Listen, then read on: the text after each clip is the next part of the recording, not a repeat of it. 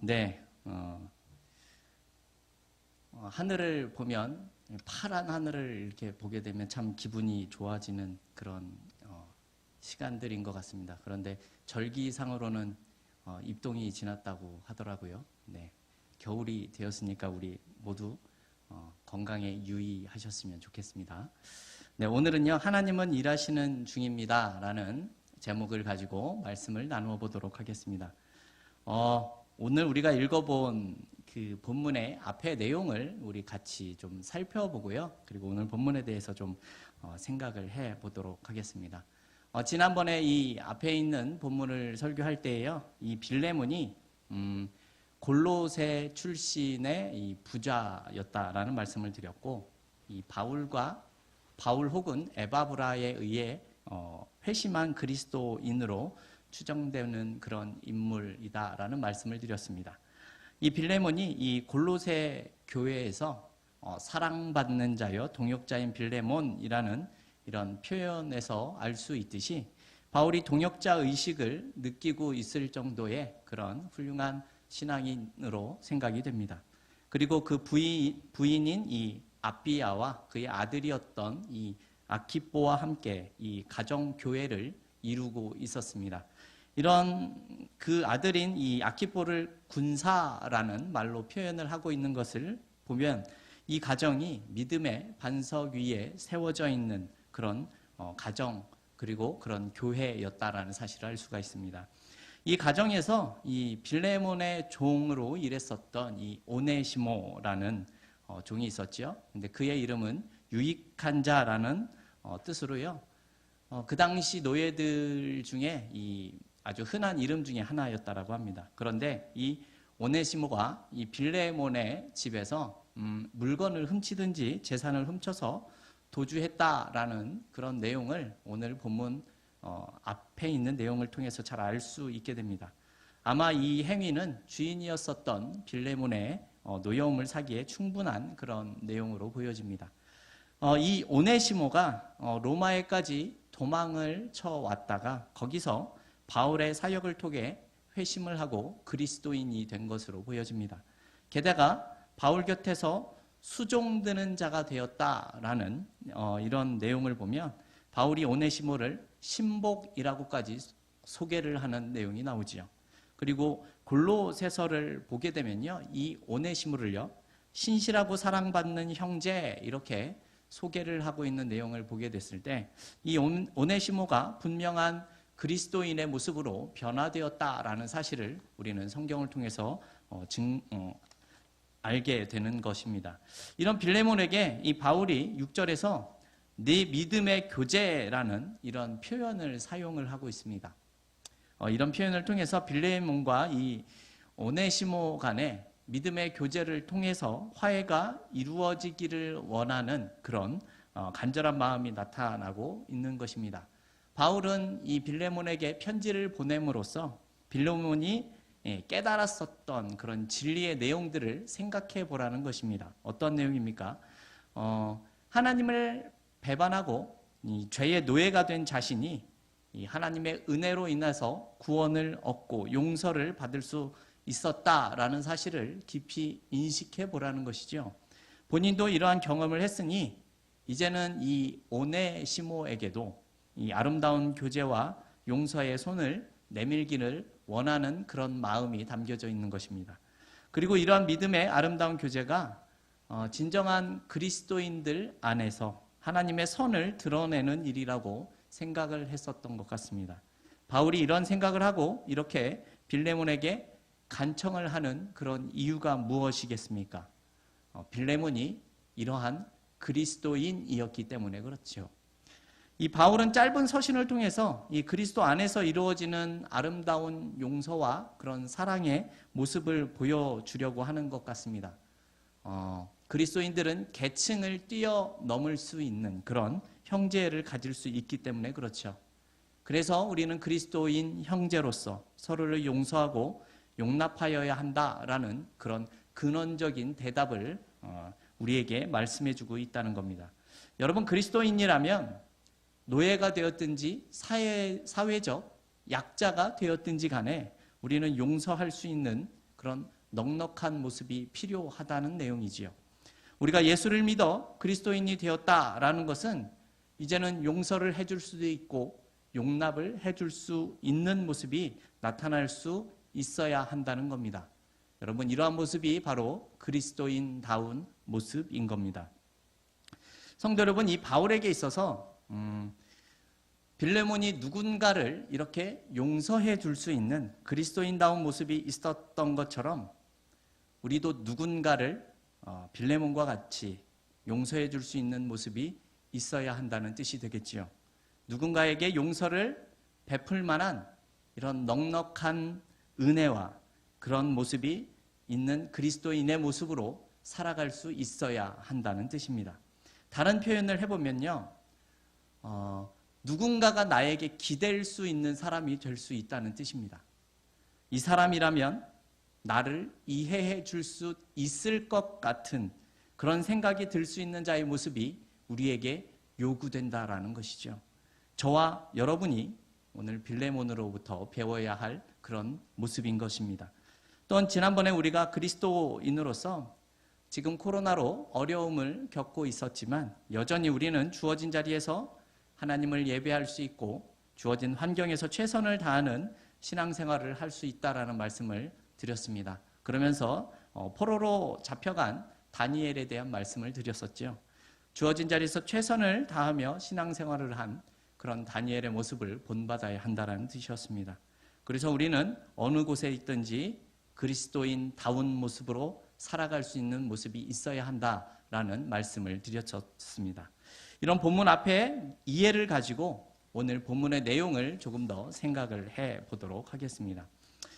사실 바울로서는 이 변화된 오네시모를요, 계속해서 자기 곁에 머물게 해서 자신을 시중 들게 하는 것이 훨씬 더 유익할 수 있었을 것 같습니다. 하지만 이렇게 자신이 선한 일을 행한 것, 이 오네시모에게 베풀었었던 복음의 진리, 그것을 통하여서 변화된 그런 모습들이 빌레몬에게 피해가 되지 않기 위해서 먼저 그를 주인에게 돌려보내기로 결정을 한 것 같습니다. 그 내용에 대해서 살펴보겠습니다. 오늘 본문 13절 말씀을 제가 읽어보도록 하겠습니다. 저를 내게 머물러 두어 내 복음을 위하여 갇힌 중에서 내 대신 나를 섬기게 하고자 하나. 네, 아멘. 바울이 오네시모를 자신의 곁에 두려고 했었던 이유는 그가 보여주고 있었던 그런 지극한 정성과 헌신의 모습이었기 때문이다라고 합니다. 무익한 자의 모습을 가졌었던 오네시모가 이제는 유익한 자로 변하여서 바울의 사역을 그 곁에서 돕고 있는 그런 필요한 존재가 되었다라는 내용이지요. 바울은 지금 감옥에 갇혀서 마음대로 활동하지 못하는 그런 메인 몸으로 살고 있었습니다. 그런데 이런 상황에서 자신을 섬겨주는 이런 오네시모 같은 사람이 매우 필요했다라는 것이죠. 5절을 보게 되면 빌레몬은 주 예수와 및 모든 성도에 대한 사랑과 믿음이 있었다라는 내용이 나오죠. 이러한 사람이었었기 때문에 지금 바울이 이러한 요청을 하고 있다라는 것입니다. 사실은 바울은 이미 이 사도적인 권위를 가지고 있었던 사람입니다. 그래서 자신의 권위를 가지고 그냥 원하는 대로 이야기하는 모습도 있었을 겁니다. 하지만 빌레몬의 이런 허락이 없이 오네시모를 자신의 곁에 두는 것이 합당하다라고 생각하지 않은 것 같습니다. 그래서 일단 오네시모를 빌레몬에게 돌려보내게 됩니다. 그에 대한 자세한 이유가 다음 이어지는 14절에 나옵니다. 우리 14절 말씀 같이 한번 읽어보겠습니다. 다만 내 승낙이 없이는 내가 아무것도 하기를 원치 아니하노니 이는 너의 선한 일이 억지같이 되지 아니하고 자의로 되게 하려 함이로라. 아멘. 오네시모를 자유인으로 풀어주기를 기대했었던 이 바울의 간구에 대한 빌레몬의 입장을 그런 생각을 하여서 하는 말씀인 것처럼 보이죠. 이 오네시모의 주인이었었던 빌레몬의 허락 없이 이 오네시모를 자기 곁에 두지 않겠다라는 것입니다. 선한 일이라는 말이 나오는데요. 이 선한 일이라는 말이 어떤 뜻인가 하면요. 바울의 부탁에 이 빌레몬이 응답을 하게 되어져서 이 오네시모를 용서하고 다시 바울 곁에 두게끔 하는 일을 표현하는 말입니다. 바울은 이 일을 조금 전에도 말씀드렸지만 자신의 권위를 가지고 행할 수도 있었지만 강제적으로 그렇게 명령하지 않았었습니다. 이 바울의 요청에 의해서 빌레몬이 본인이 그런 선한 의도를 가지고 그 일을 판단할 수 있도록 유도하고 있는 그런 바울의 모습이 나타나고 있는 것이죠. 그리고 15절에서 이러한 중요한 표현을 하고 있습니다. 15절에 보면요. 저가 잠시 떠나게 된 것이라는 표현이 나옵니다. 저가 잠시 떠나게 되었다라는 표현은요. 오네시모가 빌레몬에게서 도망친 그 상황을 말해주고 있는 겁니다. 이 사건이 겉으로 보기에는 단순한 이 노예의 도주 사건으로 보여지는 내용입니다. 그렇죠? 하지만 그렇지가 않다라는 겁니다. 바울은요, 이 오네시모의 도주 사건을요, 빌레몬과 오네시모가 그리스도 안에서 한 형제가 되기 위한 하나님의 섭리가 개입된 사건이다라고 생각을 하고 있다는 겁니다. 이 둘이 땅에서는 물론이고 장차 천국에서까지 영원한 교제를 나눌 수 있도록 하기 위해서 하나님의 섭리가 그 사건을 통해서 나타나고 있다라는 말씀을 하고 있는 겁니다. 그래서 바울은 지금 이 빌레몬에게 그러한 하나님의 섭리를 깨달을 수 있도록 교훈하고자 이 편지를 보내게 된 겁니다. 바울은 주인에게서 도망친 이 오네시모가 자신을 만나서 구원을 받게 되고 또한 헌신하게 된 그런 섭리를 보게 되고 놀랐기 때문에 그렇습니다.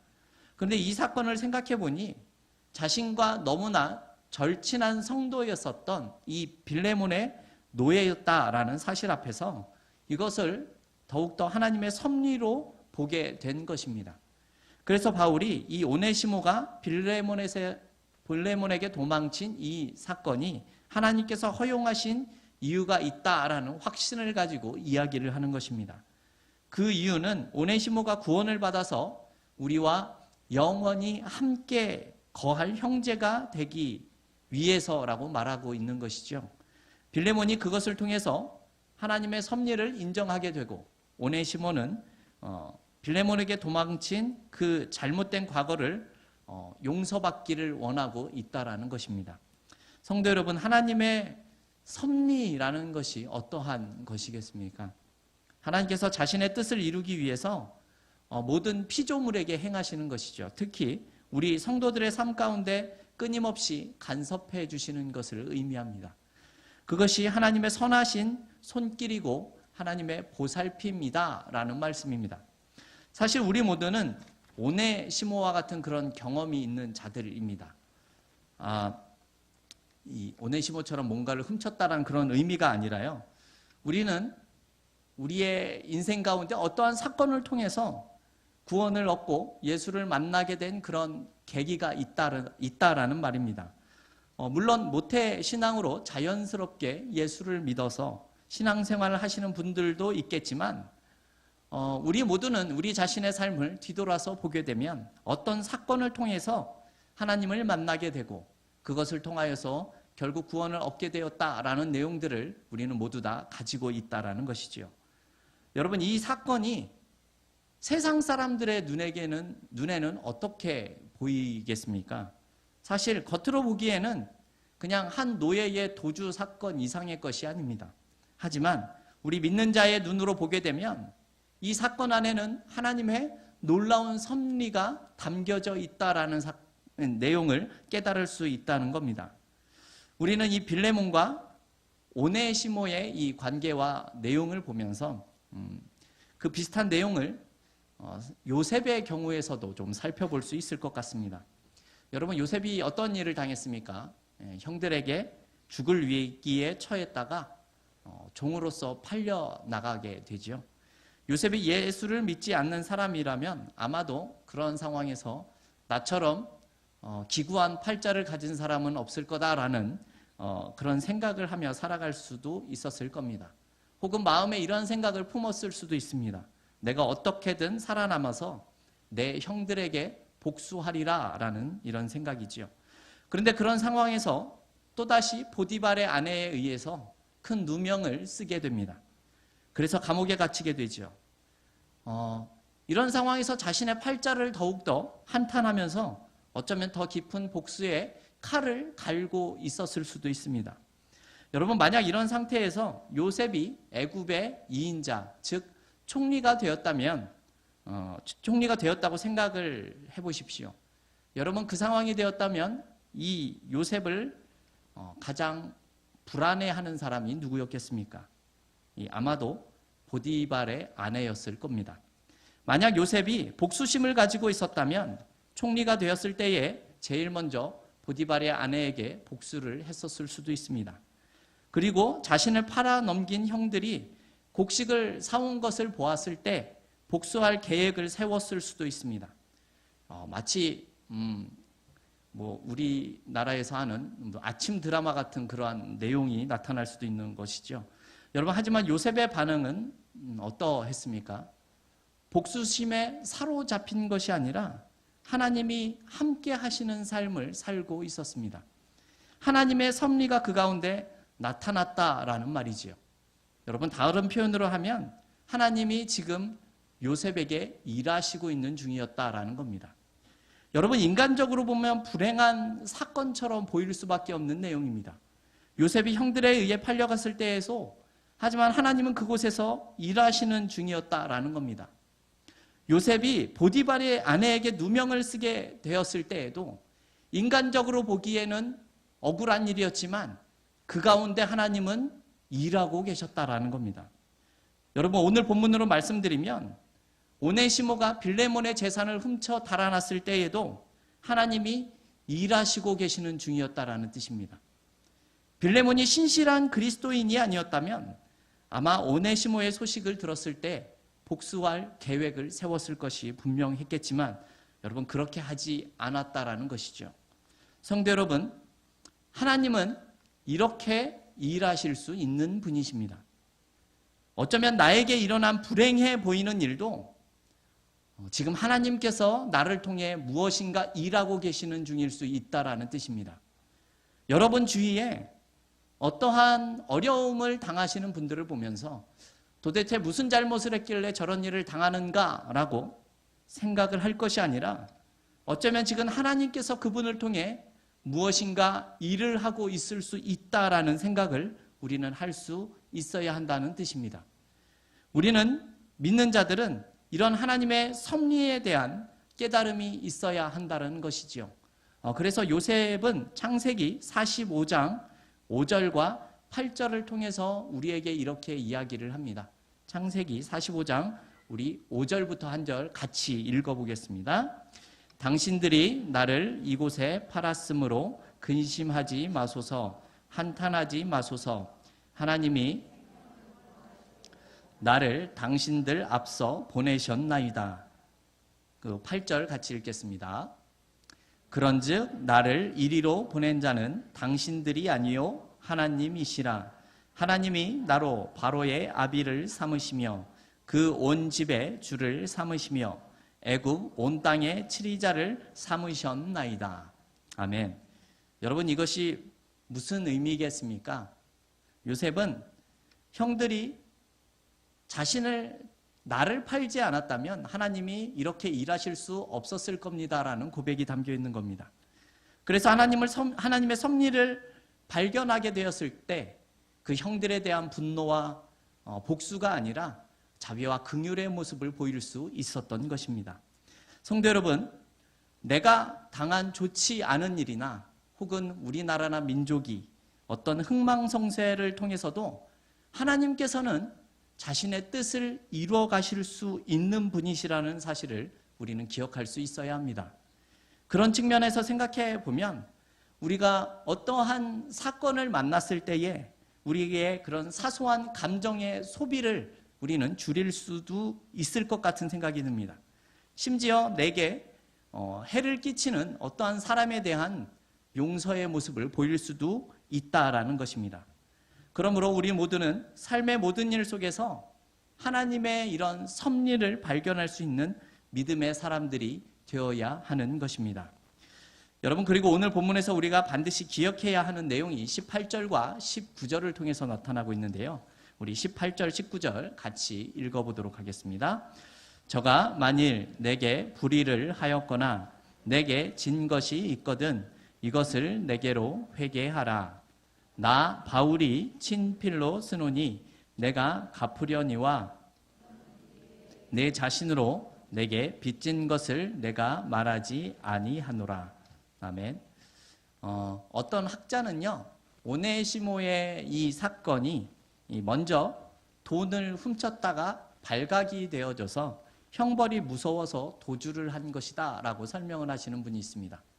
그리고 어떤 학자는요, 오네시모가 로마에 가고 싶어하는 열망이 가득했는데 이 로마에 가기 위해서 필요한 이 여비와 경비를 위해서 주인의 돈을 훔쳐 달아났다라고 말씀하시는 분도 있습니다.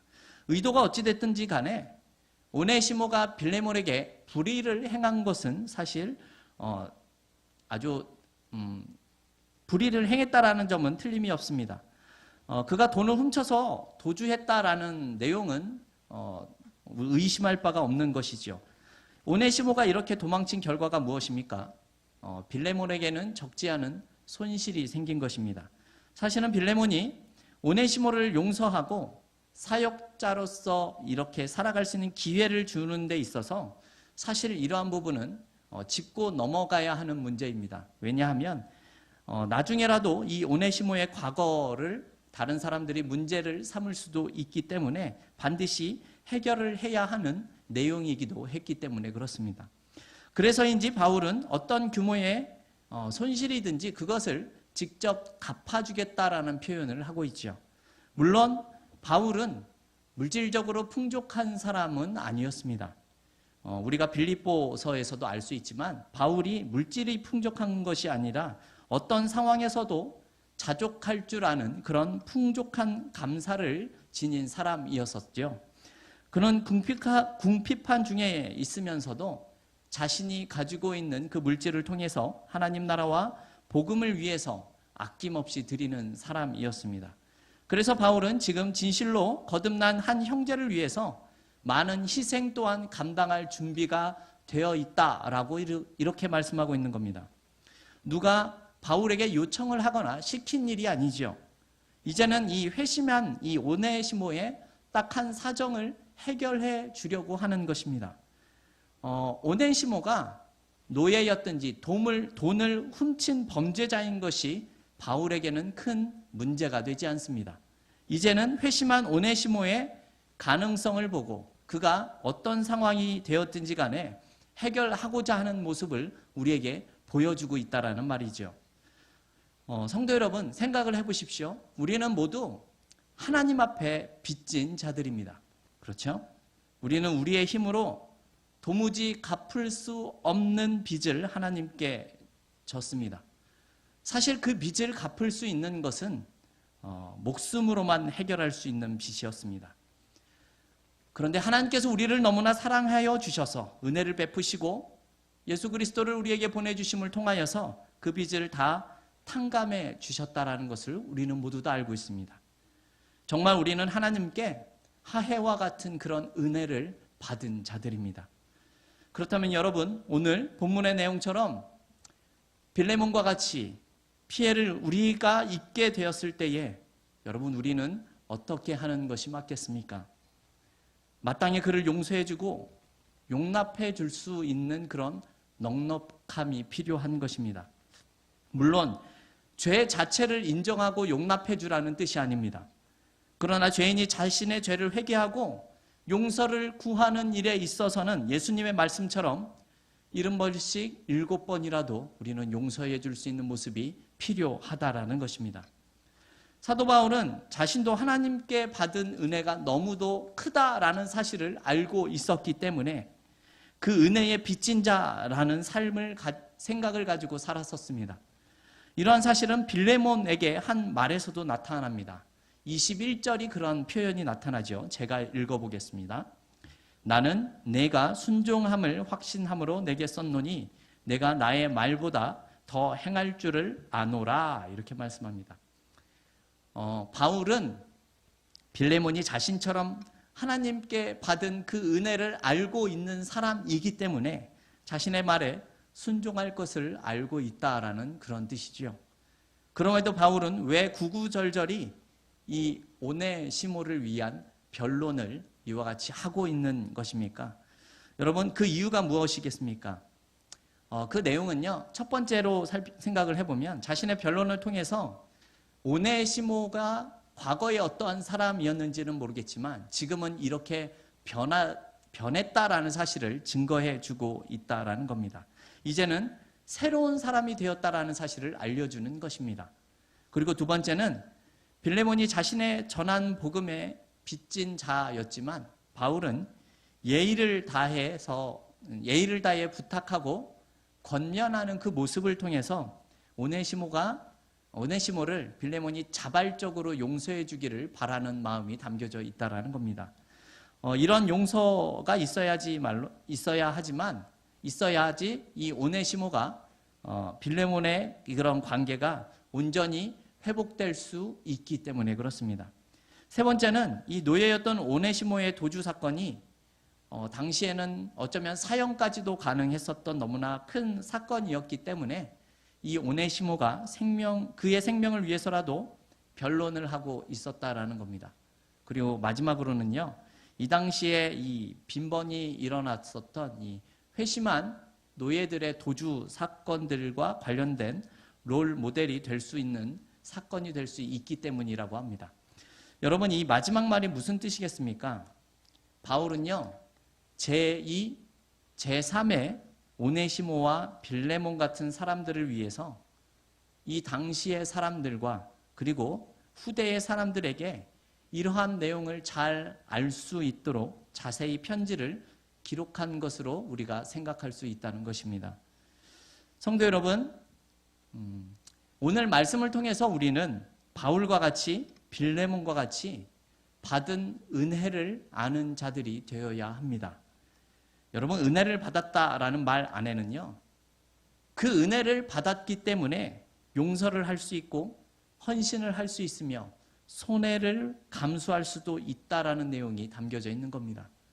왜냐하면 우리는 생명을 빚진 자들이기 때문에 그렇습니다. 우리가 그리스도인이 되었다는 것은 그 빚진 생명을 앞으로 갚아 나가는 모습이 우리에게 요구된다라는 것입니다. 교회는 이렇게 세워져 왔고 앞으로도 이러한 모습으로 세워져 갈 것입니다.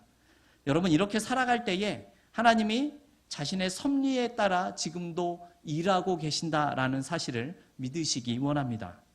저와 여러분은요, 하나님의 일하심 속에, 하나님의 그 놀라운 사건 속에 우리의 인생을 내어드릴 수 있는 저와 여러분들이 다 되어질 수 있기를 주님의 이름으로 축원합니다.